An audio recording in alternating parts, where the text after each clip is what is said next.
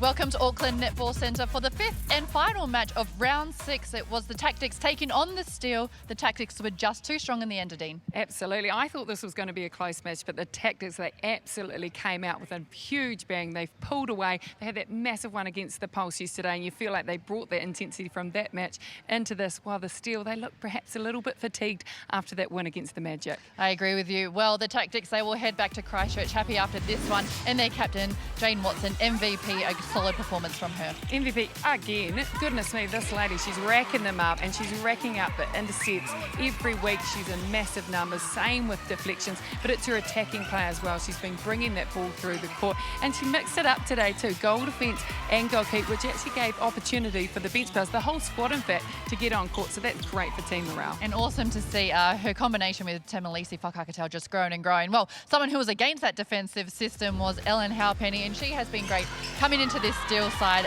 due to their injuries. Yes, she surprised me yesterday. I was like, where did she come from? But my goodness, what a massive pickup for the Steel. She's come on court. Yesterday, I think she shot 9 from 9. Today, she was again strong under the hoop. It's just that wily play that she brings. We've talked about, everyone talks about the elbow, so she's certainly got the hold as well. So great to have her as part of the Steel squad. Well, it was great, and if we look at the stats, the Tactix just delivering way more ball to their shooters, and their shooters finishing off sitting at 91%. But what else stands out to you, Adine? Penalties, far too many for the Steel, 62, and that's in a 48-minute match, far too high. Also, the turnovers, would like to see them below 20, and they were right on that 20 mark, where it was only 15 for the Tactix. And if we look at their shooting stats, someone that really stood out for me tonight is Ellie Bird, probably one of the best games I've seen her play, only missing 2 shots and sitting at 94%.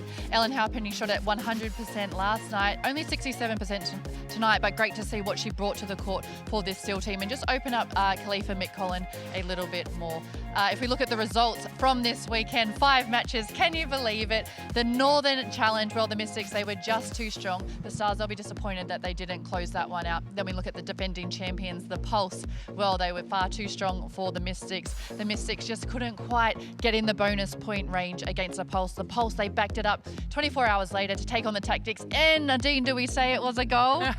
Oh, it's debatable, wasn't it, from Tapas Albi-Rickett? Well, it sure is. Well, there's only 1 point in that one, only 1 point in the Steel taking on the Magic. The Magic probably disappointed they didn't actually get another draw, probably rather a draw than a loss. And then tonight we saw it, the Southerners battle it out, but the Tactix were victorious, 48-35. If we look at where everyone stands, the defending champions, the Pulse, they're still at the top. We see the Tactix in the 3rd space, right there in the middle of the ladder. And then we see Magic and Steel just change over once again at the bottom of the ladder. Well, Adine, 5 matches all here in Auckland. We will be on the road soon, but we'll be back right here next week for your ANZ Premiership.